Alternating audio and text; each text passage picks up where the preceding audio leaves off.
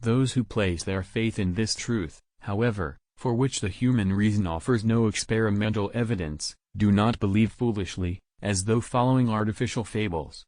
For these secrets of divine wisdom the divine wisdom itself, which knows all things to the full, has deigned to reveal to men.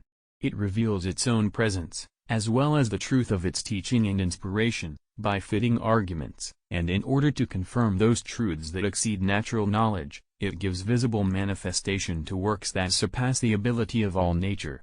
Thus, there are the wonderful cures of illnesses, there is the raising of the dead, and the wonderful immutation in the heavenly bodies, and what is more wonderful, there is the inspiration given to human minds, so that simple and untutored persons, filled with the gift of the Holy Spirit, come to possess instantaneously the highest wisdom and the readiest eloquence.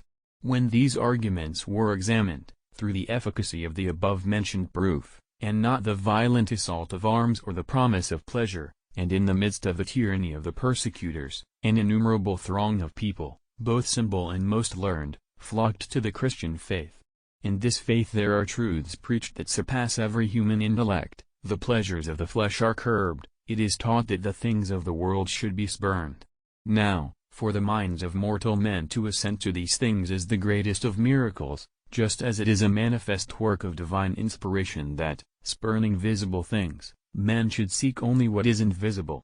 Now, that this has happened neither without preparation nor by chance, but as a result of the disposition of God, is clear from the fact that through many pronouncements of the ancient prophets God had foretold that he would do this. The books of these prophets are held in veneration among us Christians, since they give witness to our faith. The manner of this confirmation is touched on by St. Paul, which, that is, human salvation, having begun to be declared by the Lord, was confirmed to us by them that hear him, God also bearing them witness of signs, and wonders, and divers miracles, and distributions of the Holy Spirit. This wonderful conversion of the world to the Christian faith is the clearest witness of the signs given in the past, so that it is not necessary that they should be further repeated, since they appear most clearly in their effect. For it would be truly more wonderful than all signs if the world had been led by simple and humble men to believe such lofty truths, to accomplish such difficult actions, and to have such high hopes. Yet it is also a fact that, even in our own time, God does not cease to work miracles through his saints for the confirmation of the faith. On the other hand, those who founded sects committed to erroneous doctrines proceeded in a way that is opposite to this. The point is clear in the case of Muhammad. He seduced the people by promises of carnal pleasure to which the concupiscence of the flesh goads us. His teaching also contained precepts that were in conformity with his promises, and he gave free rein to carnal pleasure. In all this, as is not unexpected, he was obeyed by carnal men. As for proofs of the truth of his doctrine, he brought forward only such as could be grasped by the natural ability of anyone with a very modest wisdom. Indeed, the truths that he taught he mingled with many fables and with doctrines of the greatest falsity.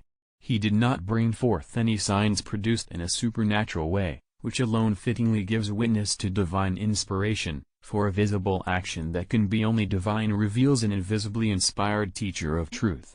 On the contrary, Muhammad said that he was sent in the power of his arms, which are signs not lacking even to robbers and tyrants.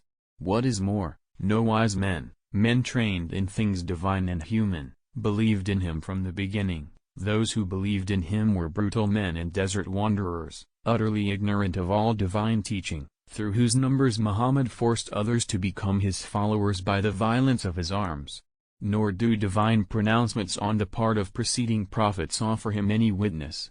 On the contrary, he perverts almost all the testimonies of the Old and New Testaments by making them into fabrications of his own, as can be seen by anyone who examines his law.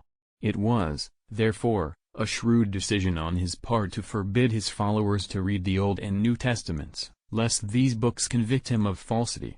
It is thus clear that those who place any faith in his words believe foolishly.